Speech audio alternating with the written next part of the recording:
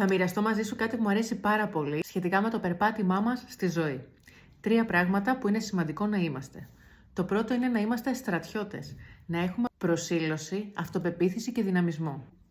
Το δεύτερο είναι να είμαστε αγωνιστές, να μην φοβόμαστε, να πράττουμε το καλό και να διεκδικούμε όλα αυτά που μας αξίζουν. Το τρίτο είναι να είμαστε γεωργοί, δηλαδή να πηγαίνουμε, να ρίχνουμε σπόρους, να σκαλίζουμε έτσι το χωράφι, να το ελέγχουμε, να το ποτίζουμε, να το προστατεύουμε από ότι το φθείρει, να ρίχνουμε λίπασμα, να περιμένουμε, να το περιποιούμαστε και να θερίζουμε. Πραγματικά πόσα πολλά μπορούμε να πούμε για το κάθε ένα από αυτά που ανέφερα. Κάθε ένα είναι πολλά κεφάλαια μόνο του. Αλλά έτσι εν συντομία να θυμάσαι πάντοτε ότι είναι σημαντικό να αγωνίζεσαι, επιλέγοντας να μένεις στη μεριά του καλού, παράλληλα να είσαι και ο γεωργός στη ζωή σου, ώστε να καρποφορείς.